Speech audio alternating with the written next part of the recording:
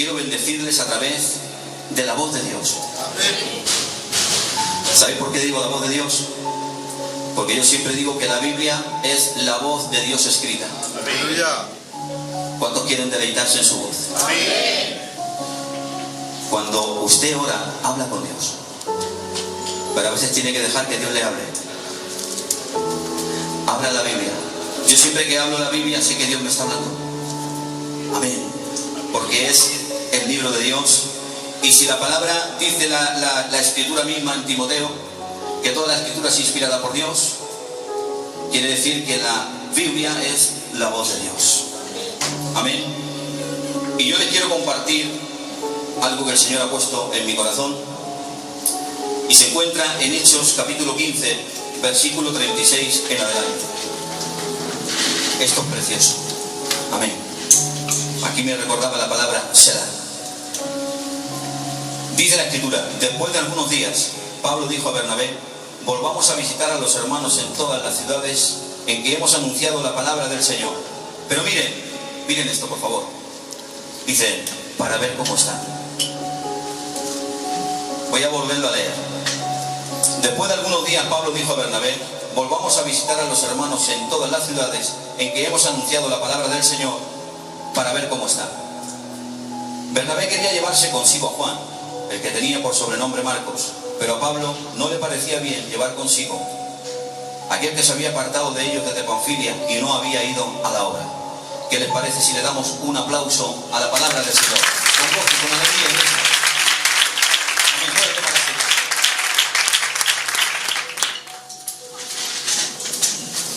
Amén. Como hemos leído, Bernabé y Pablo habían dispuesto sus corazones ir a visitar a todas las ciudades donde habían anunciado la palabra del Señor.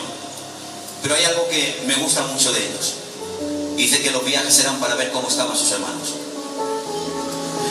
Dile al que tienes al lado con buena sombra. Dile: me importas. Para ver cómo estaban. Déjenme decirle que en aquel tiempo ir de ciudad en ciudad no era fácil. Nosotros, hoy, pastor, hemos cogido nuestro cochecito y en un momentico hemos estado aquí a disfrutar con vosotros. En un momento. Pero en aquel tiempo era más difícil, Miguel. En aquel tiempo era complicado ir a todos los sitios. Pero había en ellos un amor fraternal que podía más que los costos del camino. Déjenme decirle que hoy hemos perdido un poquito de fraternidad. Necesitamos el calor de nuestros hermanos. ¿Sabes por qué? Porque yo siempre digo que menos mal que no lo sé todo. Porque si no, no podía soportar la sabiduría de Dios. Entonces Dios es tan bueno que ha querido que no lo sepa todo, sino que yo sepa algo, que usted sepa algo, que el Miguel sepa algo, que el pastor sepa algo, y entre todos nos, amén, complementamos. Porque no podríamos aguantar la sabiduría de Dios. Si es como dice mi amigo, el extremeño, si es sabiendo un poquito, y a veces no hay quien nos aguante. Imaginaros que encerrásemos toda la sabiduría del Señor. No podríamos. Por eso el Señor en estos pequeños pasos de honra ha depositado algo de su gracia para que uno a los otros nos necesitemos. Porque hay quien que dice que no necesita congregarse. Digo, bueno, entonces no está muy bien. Yo necesito congregarme y disfrutar de lo que mis hermanos tienen. Amén. ¿Sí o no, iglesia? Amén. Dice que fueron a visitar a todas las ciudades donde habían anunciado la palabra del Señor para ver cómo estaban sus hermanos. Pero ahora dice que Bernabé había dispuesto en su corazón llevar con ellos a Juan, el que tenía por sobrenombre Marcos. Y ahora dice que a Pablo no le pareció bien porque se había apartado de ellos desde Panfilia y no había ido de la obra. Entonces, se había apartado de la obra misionera. No voy a entrar ahí porque sería mucho, pero también puedo entender que en aquel tiempo predicar el evangelio no era cosa fácil, iglesia de Pego. Nosotros hoy tenemos toda la libertad de venir a este lugar y adorar y deleitarnos en su palabra. Pero en aquel tiempo, Miguel, la cosa estaba complicada. Predicar el evangelio podía ser motivo de muerte. Entonces, claro, confiar de alguna manera a Pablo en aquel que se había apartado, también lo vemos. Pero aquí lo que quiero puntualizar es de una cosa. Que aquí es cuando Pablo se junta con Silas y Bernabé se va con Marcos. Pero aquí sucede algo maravilloso que el Señor me muestra. El personaje de Bernabé a mí me gusta mucho, porque dice la Biblia que era un varón bueno. Él miraba por los demás, se preocupaba por sus hermanos. Él tenía una heredad y la vendió para la obra. Era un cristiano. Era un cristiano. ¿Y saben qué pasó? Que a él la Biblia lo llama varón bueno, lleno del Espíritu Santo y de fe. Pero fíjense, porque Bernabé no siempre se llamó Bernabé. Él se llamaba José. Pero estos dijeron, no, te vas a llamar Bernabé. ¿Sabéis por qué? ¿Cuántos quieren saber por qué? Levanten su mano conmigo y digan un poderoso amén. Amén. Los hebreos tenían la costumbre de ponerle un apodo a la persona según sus características. Cuando nadie quería al apóstol Pablo, cuando todos le tenían miedo porque era un perseguidor, él fue el que se encargó de tomar a Pablo, traerlo, presentarlo y hablar de la obra que Dios hizo con él y cómo con denuedo había hablado del Señor Jesucristo. Era un restaurador. Y como era un restaurador y era un varón bueno, que daba de lo suyo para la obra, siempre quería a ver a quién podía ayudar. Entonces le dijeron, tú no te llamas José, a ti te pega Bernabé. Porque es un varón bueno, lleno del Espíritu Santo y de fe. A nivel personal, ¿qué apodo me pegaría a mí? ¿Qué apodo te pondría? Porque a él le pusieron Bernabé. ¿Y sabes qué significa? Hijo de consolación. O aquel que consuela. Entonces, ¿qué apodo me pegaría a mí? Según mis características, ¿cómo me llamarían? ¿Un hijo de consolación? ¿Un hijo de contiendas? A nivel personal, cada uno sabemos lo que nos pegaría. Y por eso tenemos, yo siempre digo que usted y yo podemos ser una epístola de Cristo. ¿Saben? El mundo no lee Biblias. El mundo lee conductas. Por eso dice la Escritura que el nombre de Dios era blasfemado entre los gentiles a causa de el testimonio que daban. Porque el mundo no lee Biblias, lee conductas. A veces los buenos no vienen a causa de los malos. Amén. Pero Bernabé era un varón bueno, lleno del Espíritu Santo y de fe. Fijaros el orden. Bueno, lleno del Espíritu y de fe. ¿Saben qué es la palabra fe aquí? No es la fe que le crea Dios para milagros. ¿Cuántos tienen a un Dios de milagros? Levanten su mano conmigo, por favor, y diga un poderoso amén. Amén. Tenemos a un Dios que hace milagros. Es el Shaddai, el Todopoderoso. Pero aquí en este contexto, la fe de la que habla aquí no es la fe que le crea Dios para milagros, es emuná. Y la emuná, su primera connotación significa obediencia a. Quiere decir que su fe se manifestaba por lo que obedecía. Amén. Tenía un fruto. Amén. Pero fijaros bien, era un varón bueno, lleno del Espíritu y de fe y de obediencia. Porque la consecuencia de que sea lleno es que obedeces. No podemos andar en los caminos excelsos del Señor si no obedecemos, si no nos llenamos. Por eso dice la Escritura, dame, hijo mío, tu corazón y miren tus sacáis por mis caminos. ¿Te has dado cuenta el orden? Él no te pide primero los ojos.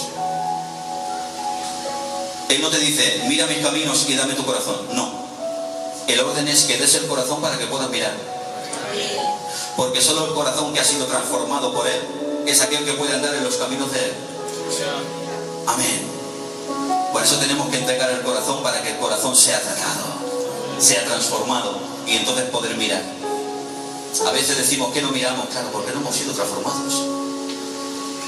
No nos hemos puesto en sus manos. Amén. Pero Bernabé era un varón bueno, lleno del Espíritu Santo y de fe. Se manifestaba. Pero hay algo que a mí me gusta mucho de Bernabé. Y es que Bernabé tomó a Marcos y fue un hijo de consolación para él. Fue un hijo de consolación para Marcos. Y yo a este mensaje en su día le puse el valor del perdón. ¿Sabes? Perdonar tiene una bendición colateral. Bendices al que perdonas y te bendices al perdonar.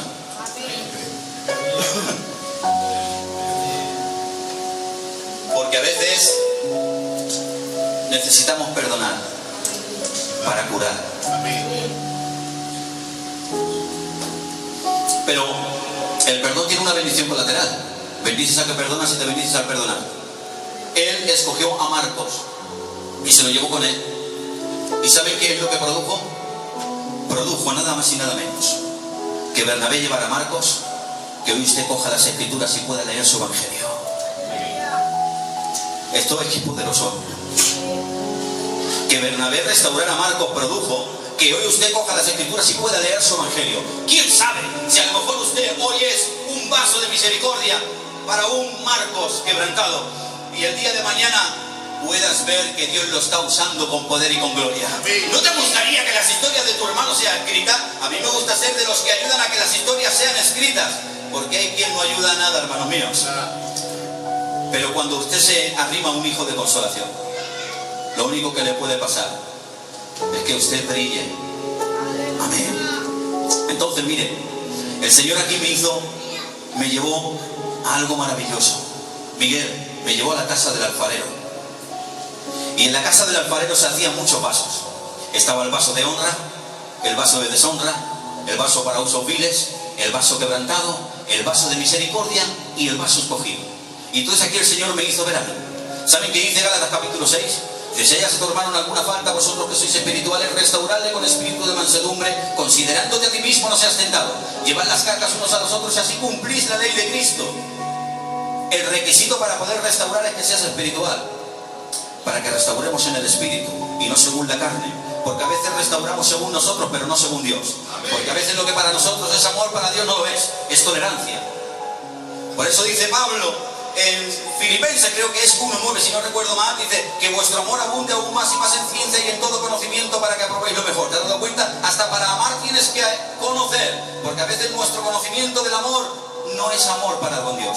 Yo siempre digo que hay un proverbio maravilloso que dice: mejor es reprensión manifiesta que amor oculto. Fieles son las heridas del que ama, inoportunos son los besos del que aborrece. ¿Te has dado cuenta? Amaba más Natán reprendiendo a David que Judas besando a Jesús. Apláudele, apláudele al Señor.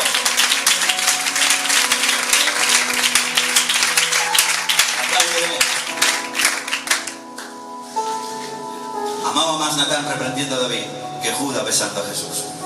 Amén. Porque a veces lo que nosotros vemos que es bueno no es tan bueno, porque nuestra mente no está renovada. Renovaos según, amén, la renovación de vuestra mente.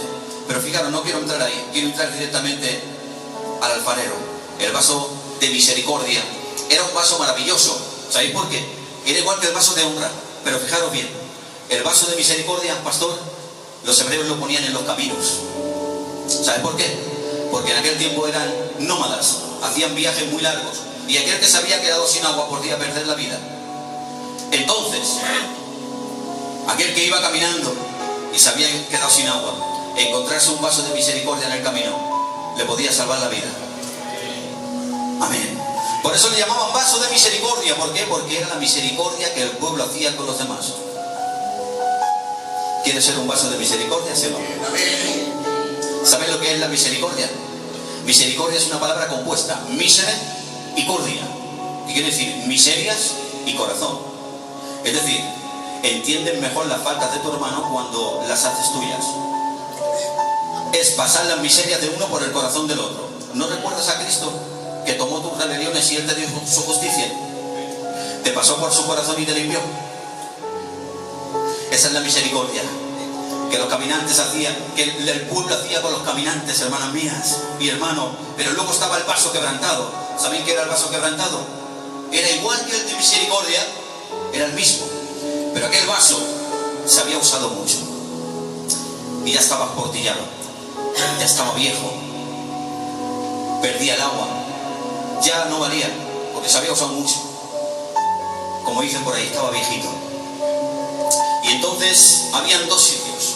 Estaba el campo del alfarero y la casa del alfarero. Entonces el que no conocía el trabajo experto del alfarero iba al campo del alfarero, lo lanzaba, se rompía y aquel vaso dejaba de existir. Pero creo que me van a entender porque están en el mensaje. El que conocía la casa, en vez de llevarte al campo, te llevaba a la casa. Siento al Señor.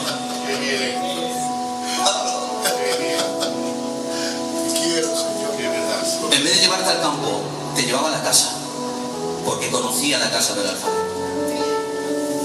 Porque aquel que conocía el trabajo experto del alfarero sabía que el vaso estaba quebrantado, estaba roto, estaba portillado, estaba malo, pero cuando lo dejaba en las manos del alfarero, tras un proceso de cepillado, un proceso complicado, aquel vaso volvía a brillar.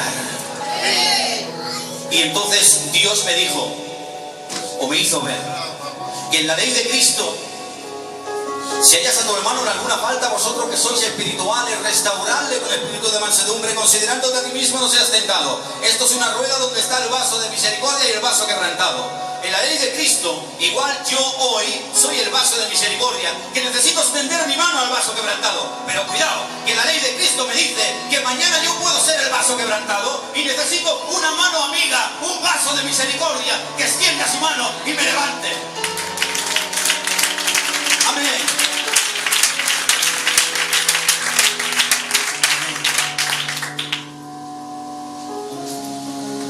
Porque qué bonito es ayudar a que las historias sean escritas.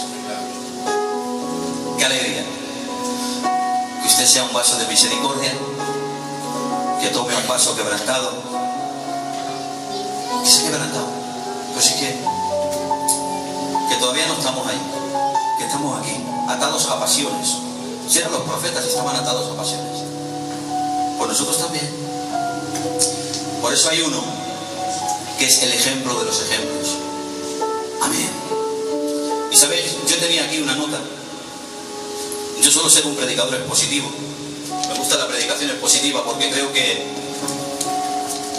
es lo que al final perfecciona al santo. Lo dice la Escritura. Toda la Escritura es inspirada por Dios y es útil, fíjense para qué, para enseñar, redarguir, corregir, instruir en justicia, a fin de que el hombre de Dios sea perfecto, enteramente preparado para toda buena obra. Quiere decirse que sin la exposición de las Escrituras no hay perfección para nadie. No podemos caminar. Por eso dice que la palabra discierne los pensamientos y las intenciones. ¿Saben qué discierne? Viene del griego críticos. Y críticos era un juez en la antigua Grecia. Miguel, el críticos era un juez que tenía la mesa, le llevaban los argumentos, tomaba los argumentos, los examinaba, los juzgaba, los que eran ilegales los separaba y dejaba las evidencias de la verdad. Por eso dice que la palabra es la que discierne. Entonces cuando usted tiene la palabra tiene al críticos, que le da la capacidad de sospesar entre lo santo y lo profano, entre mandamiento de Dios y mandamiento de hombre, entre lo que es religión y lo que es evangelio. Te da la capacidad de juzgarte a ti mismo. Por eso yo siempre digo, la palabra de Dios que nos transforma. Amén. Y aquí vemos a un Bernabé que a mí me gusta mucho, porque supo ser un vaso de misericordia para un vaso quebrantado. ¿Cuántos quieren ser vasos de misericordia? Que levanten su mano conmigo y digan un poderoso amén, por favor. Y fíjense el valor del perdón. Porque saben, Bernabé no solamente supo ser alguien que restauró a su hermano, sino que hay un momento que a mí me gusta mucho, pastor. Hay un momento en que en la Biblia aparece Bernabé y Saulo. Bernabé y Saulo. Pasa otro capítulo, Bernabé y Saulo. Pero llega un momento en la historia en que ya no son Bernabé y Saulo. Ahora aparecen como Pablo y Bernabé. ¿Sabe por qué, Miguel? Porque Bernabé no solamente era un vaso espiritual, él era una persona con tanto de Dios, que era capaz de ver los talentos y los dones depositados por Dios en sus hermanos, y supo apartarse para que Pablo brillara. Porque es que hay quien prefiere que estamos a oscuras si la luz no la da él.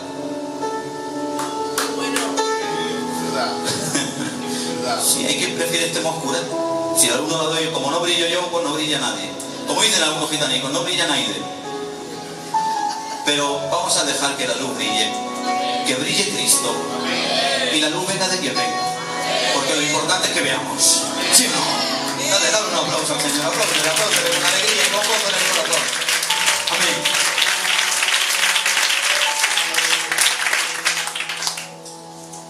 Amén. ¿Están bien, sí o no? Amén. ¿Me dejan que siga un poquito? Amén.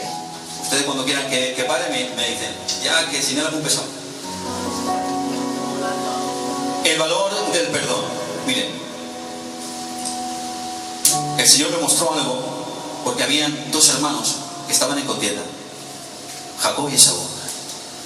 Y a mí es una historia que me encanta. A mí me gusta mucho la Biblia, porque es el libro de mi fe. Entonces, claro, yo como quiero conocer lo que sigo, como no quiero ir a ciegas, porque hoy sabemos más por lo que oímos que por lo que leemos. Y ese fue el error de Israel. Israel ya no seguía la Torá, seguía a los ancianos y la tradición. Por eso se acercaron a Cristo y dice: ¿por qué tus discípulos quebrantan las tradiciones? ¡Ay, hombre! ¿Una tradición qué es? Una tradición es, pero Cristo no le responde, pero sí lo confronta con una pregunta de mayor consecuencia y dice: ¿y por qué vosotros los mandamientos de Dios? ¿Te has dado cuenta?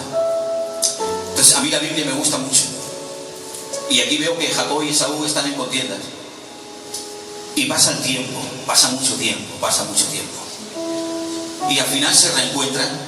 ¿Y saben lo que hizo? Un hermano a otro le puso presentes, le puso regalos, para ver si así aplacaba la ira de su hermano, porque dice que le temía. Pero ¿saben? Cuando su hermano lo vio, después de tanto tiempo, ya no vio los regalos, no vio los presentes, no vio a nadie. Vio a su hermano, se despertó la fraternidad en su corazón, y dice la palabra que yendo hacia él, le abrazó, le dio un beso, dice, y los dos lloraron. ¿Sabe qué dice la escritura? Las iras entre los hermanos son como fuertes cerrojos, en cambio un misericordioso hace bien a su alma. ¿Saben qué es el alma? Viene de una palabra hebrea, nefer, y habla de los sentimientos, las emociones, los pensamientos y la voluntad. Es decir, es el ser de la persona. Entonces, resulta ser que si la misericordia hace bien al alma, quiere decir que hace bien a tus pensamientos, a tu voluntad, ¿sí o no? Pero fíjense, dice que las iras entre los hermanos son como fuertes cerrojos, en cambio un misericordioso hace bien a su alma. ¿Saben qué es perdonar? Digan conmigo: aporúo. Una vez más, aporúo. Eso es la palabra perdonar. ¿Y saben qué quiere decir perdonar? Poner en libertad, soltar las cargas. Es decir, si las rencillas entre los hermanos son como fuertes cerrojos y cierran la bendición, el apolúo, el perdón, nos pone en libertad y suelta nuestras cargas. Es decir, que si una cosa te esclaviza, la otra te libera. Una cosa no te deja disfrutar de Dios, la otra te deja disfrutar del Espíritu Santo. Porque hay cosas que apagan la vida de Dios. Las iras entre los hermanos son como fuertes cerrojos, cierran la vida de Dios. Nos cierra, Miguel, no nos deja disfrutar.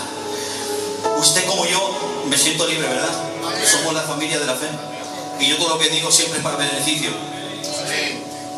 Amén. ¿No lo han vivido alguna vez? Cuando las cositas no están bien, que hay cosas entre nosotros, el ambiente está tenso y no fluye nada. No fluye la alabanza, no fluye el poder de Dios, no fluye, los cultos, parece que nos vamos igual o peor para la casa. ¿Saben por qué? Porque hay cosas que entristecen al Espíritu Santo, pero hay otras cosas que le alegran. Entonces, si las rencillas entre los hermanos son como fuertes cerrojos, que perdones a tu hermano y a tu hermana te libera. Hay un verso que dice: mirad cuán bueno y cuán delicioso es habitar los hermanos juntos en armonía. Siempre se dice habitar juntos y en armonía, pero no es y, es en. Mira la diferencia. Si decimos juntos y en armonía, quiere decir que la armonía viene cuando estamos juntos. Pero si decimos juntos en, la palabra en es un artículo que quiere decir dentro de. Pero fijaros que la palabra armonía viene de koinonía. Y la koinonía no es estar juntos, viene de estar unidos. Porque déjenme decirle que podemos estar juntos y no estar unidos.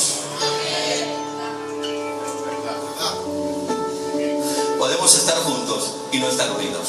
Por eso el Señor no puede enviar bendición. Porque ¿qué dice la palabra? Mirad cuán bueno y cuán delicioso es habitar los hermanos juntos en armonía. Ahí manda el Señor bendición y vida eterna. Por lo cual, la bendición del Señor viene cuando estamos unidos. Porque al Señor, déjenme decirle así, no le gustan las ajunteras. A Él le gusta la amistad verdadera. Dijo el salmista en el Salmo 119: compañero soy yo de todos los que te temen y guardan tus mandamientos. Quiere decir que el salmista, a pesar de que estaba con los de la fe, no todos los de la fe eran sus amigos, porque él tenía discernimiento espiritual.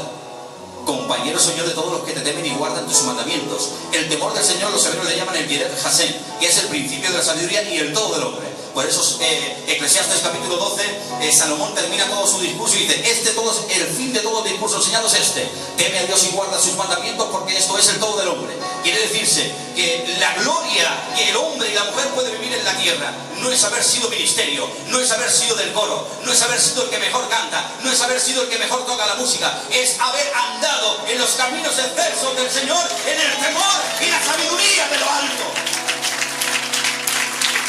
Amén. Esa es la gloria Y cuando andas en el temor del Señor, suceden cosas tremendas. Cuando Dios libera a Israel, dice la Escritura: ¿qué quiere el Señor ahora, oh Israel, de ti? Sino que le temas y guardes sus mandamientos. Porque el temor no es miedo, es amor, reverencia. Amén. No es temerle al Señor, es respetarlo, es amarlo. Amén. Entonces vemos que Esaú y Jacob se perdonaron y se pusieron en libertad. Le voy a compartir un puntito más y ya les dejo. Perdonar es amor, poner en libertad, soltar las cargas. Pero fijaros bien, yo siempre digo, cuando voy a contradecir, no digan amén. Siempre lo digo, porque si dicen amén, luego contradigo, no está bien. Entonces yo siempre digo, no digan amén. Hay a veces que dicen, si no olvidas es porque no has perdonado. Pero yo digo, ni soy Dios ni tengo Alzheimer. Ojalá yo tuviera la capacidad de borrar pensamientos. Sinceramente, de tú a tú. No borraría más de uno. Pero no puedo. ¿Sabes por qué? Porque soy humano, no soy Dios. No puedo. Hay cosas que me hacen daño. A José lo vendieron sus hermanos. ¿Cómo creen que José iba a olvidar que sus hermanos lo vendieron? Era imposible. Ramón, era imposible. Sus hermanos lo habían traspasado, lo habían vendido como un esclavo. Y pasó mucho tiempo, hermano mío, pasó muchísimo tiempo, pasaron años. Y José estaba ahí en Egipto y escuchó algo que no pasaba todos los días. Escuchó hablar en hebreo. Y al escuchar hablar en hebreo decía, algo pasa aquí. Esto no es normal. Entonces él sabe qué pasaba, porque hablaban en hebreo. Y cuando sale, ve a sus hermanos. ¿Y sabes qué dice la Escritura? Que entrando a sus aposentos lloró amargamente. Esto quiere decir que vaya que si se acordó que sus hermanos lo vendieron. Vaya que si se acordó. ¿Sabes por qué? Porque el valor del perdón no está en olvidar. Perdonar es sentarte con Judas y poder cenar.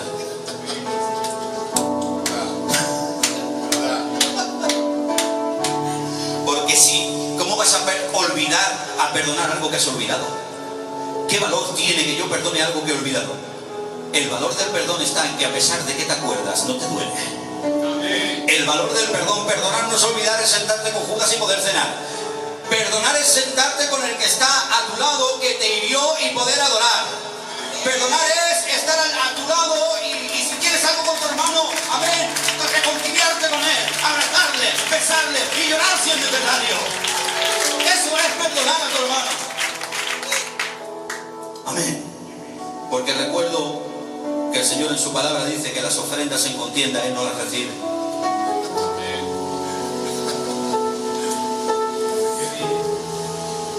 Perdonar es sentarte con Judas y poder cenar. El Señor se juntó allí con él y le dejó que mojara el pan en el plato. Qué bueno es el Señor. Amén. Qué bueno es el Señor. Pero ¿saben? Para terminar, hay una parábola en la Escritura que con razón, en el rótulo pone el siervo malvado. El siervo malvado. Usted lee y entiende por qué lo llama malvado. Porque miren, él tenía una deuda con el rey. Y entonces el rey lo mandó a llamar. Y tenía una deuda tan grande que no la podía pagar. Entonces él se postró ante el rey y le dijo: ten misericordia de mí, dame tiempo y yo te pagaré. Pero aquel rey, movido a misericordia, sabiendo que no le podía pagar, dice: te perdono la deuda. Entonces miren, pasaban tres cosas. Cuando uno no podía pagar la deuda, a su familia la llevaban a la esclavitud, se quedaban con sus posesiones y a él lo llevaban a la cárcel. Entonces, a él no solamente le perdonó la deuda, le perdonó a la familia. ¿Habrá algo más maravilloso? Fíjate lo que le perdonó el Señor. Pero ahora miren lo que pasó. Y por esto lo llama el siervo malvado. Él sale y justo al salir se encuentra con su hermano, que le debía muy poco. Tenía una deuda con él muy pequeña. Y entonces le exige lo que le debía. Pero hay algo que me llama la atención, pastor. Porque él le pide a su hermano lo mismo que él le pidió al rey. Le dice: ten misericordia de mí, dame tiempo y yo te pagaré. Estas palabras le hubieran tenido que mover la conciencia y decir: acabo de pedir yo esto al rey y me lo ha perdonado. Pero él, en vez de ser movido a misericordia, dice que cogiéndolo del cuello lo amaba y le decía: dame lo que me debes. Pero ahora hay un detalle que a mí me encanta. Dice que sus hermanos que estaban alrededor, viendo la injusticia, fueron y se lo dijeron al rey. Dios bendiga a los hermanos que son hermanos de verdad. Amén. Porque cuando eres de hermanico de verdad, no aguanta las cosas que están mal. ¿Sí o no? Y cuando tu hermano se duele, le hieren, a ti te hieren. Porque somos del mismo cuerpo. Somos del cuerpo de Cristo. ¿Sí o no? Pero, mire, el Señor me dio unos detalles aquí maravillosos. Se lo dijeron al rey, lo mandó a llamar y pagó las consecuencias. Pagó las consecuencias del comportamiento que tuvo con su hermano. ¿Me dejan ministrarle lo que el Señor me ministró? ¿Sí o no? Lo manda a llamar y pagó las consecuencias. Esto me hace saber que según la relación que tengas con tus hermanos, me hablará de la comunión que tienes con el rey. Yo soy aquel siervo malvado que tenía una deuda con mi rey que no la podía pagar. El pecado me depravó. Y arrimándome a él, deposité mi fe. Y él depositó en mí su justicia. Me revistió de su justicia y de su santidad. Lo dice la palabra. Por eso dice que al ser revestido de su justicia y de su santidad, ahora eres acepto en Cristo, en el amado. O sea, eres acepto al Padre en el amado. Quiere decir que el Padre ya no te ve a ti, ve a su Hijo. Amén. Entonces, mi rey me perdonó la deuda. ¿Sabe qué quiere decir esto? Que si yo pongo en la balanza, Padre mío, la deuda que tenía con mi rey a la deuda que pueda tener con mis hermanos, no pesa nada. Si yo pongo en la balanza el peso de Cristo, lo que Él hizo conmigo, Miguel, las ofensas de mis hermanos hacia mí serán tan pequeñas que no las tenga en cuenta. Entonces, no me digas que tu relación con Dios es buena, la relación con el rey es buena, si tu actitud con tus hermanos es mala. Porque quiero decirte que el que se arrima a Él, las cosas de Él se le pegan. Y cuando está en la comunión con Él, déjame decirle que la comunión con tus hermanos también es buena. Así que no se puede tener mala conducta con tus hermanos sin buena relación con el rey. No se puede. Es algo que no se puede, hermano. No se puede.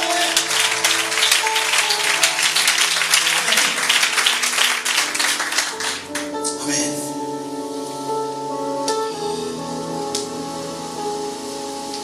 Aquí le voy a dar una alegría para cerrar el mensaje.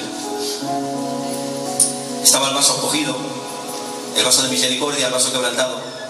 Y entre los vasos, a mí hay un detalle que me gusta mucho, que es el vaso escogido. Fijaros bien, ¿cuál era el vaso escogido?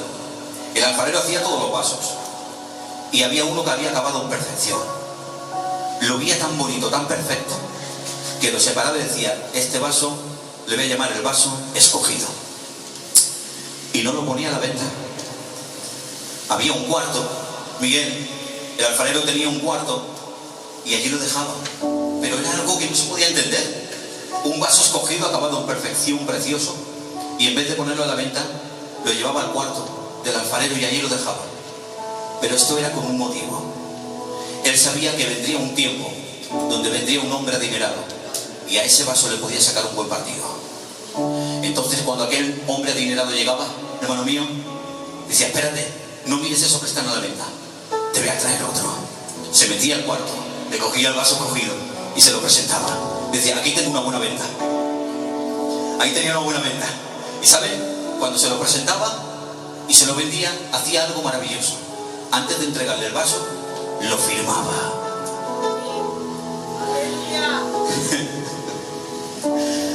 Cuando Dios apartó a Pablo, dijo: vaso escogido me es este. Y él, antes de ejercer el ministerio, estuvo en el desierto. Estuvo en el cuarto del alfarero, sin brillar. No había nadie, no estaba con los otros. Pero cuando salió a la luz, él mismo dijo que el alfarero lo había sellado, lo había firmado, y dijo: yo tengo las marcas de Cristo. Te quiero decir que tú eres un vaso escogido. Eres un vaso precioso. Un vaso firmado por el alfarero. ¿Cuántos son firmados por él? Levanten su mano conmigo y digan poderoso amén. Él te ha sellado, Él te ha revestido. Por eso Colosenses dice, iglesia de Pego, con gozo, dando gracias al Padre, que nos hizo aptos para participar de la herencia de los santos en luz, que nos trasladó del reino de las tinieblas al reino de su amado y con quien tenemos redención por su sangre, el perdón de pecados. En la Pascua se estableció la fiesta y Dios dijo que mancharan los dinteles de la puerta con la sangre del Cordero. ¿Saben por qué? Porque iba a pasar el juicio de la muerte de los primogénitos. Entonces, al ver la sangre del Cordero, el juicio pasaba por alto. Por eso la fiesta de la Pascua, déjenme decirle que no es la Navidad, es Pesach en hebreo. ¿Y saben qué significa Pesach? Pasar por alto. Pascua, Pesach, pasar por alto. Mire, para usted y para mí había un juicio a causa de la muerte que era el pecado. Pero le voy a dar una buena noticia. Dice la Escritura, vosotros, iglesia de Pego, lo que habéis creído, habéis sido rociados por la sangre del Cordero. Entonces el juicio que había para mí, al ver la sangre del Cordero, ahora pasa por alto. ¿Saben por qué? Porque dice la Biblia que Cristo es nuestra Pascua. Y ahora dice, ninguna condenación hay para los que están en Cristo Jesús. Amén. Aplauden, aplauden.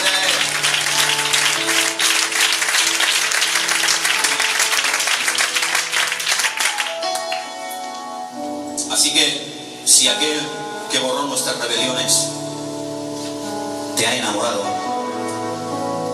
si te has enamorado del Señor, hay un verso de la Escritura que dice, no deberle nada a nadie, sino el amado los unos a los otros. No es tan difícil. No deber nada a nadie, sino el amado unos a los otros. Digo, y en esto conocerán que sois mis discípulos, si tuvieseis amor los unos para con los otros. ¿Sabéis qué es un discípulo? Por definición es una persona que sigue y defiende los métodos y las enseñanzas de su rabino. Por eso el rabino de los rabinos, miren, voy a dar un detalle, Miguel, y con esto termino. Resulta que los rabinos, los discípulos no cogían al rabino, el rabino escogía a los discípulos. ¿Sabéis por qué? Porque el rabino ya había bebido, ya se nadaba, y él sabía quién venía para vivir y quién venía por curiosidad. Porque el rabino no solamente te quiere dar información, te quiere dar una vida. Dijo Cristo, el rabino de los rabinos, no me habéis elegido vosotros a mí, sino yo a vosotros. ¿Sabe qué dice la Biblia? Que usted puede amarlo gracias a que Él derramó su amor en ti. Podemos amarle gracias a que Él nos amó primero. El rabino de los rabinos nos ha llamado. Y Él no solamente nos quiere dar una información, nos quiere dar una vida. Por eso dice, sed imitadores de mí, que soy manso y humilde. Amén. Así que, iglesia de Pego, espero de todo mi corazón haberos hecho bien con esta paradigma del Señor apóstol mío. Agradecer al pastor, nuestro hermano Miguel.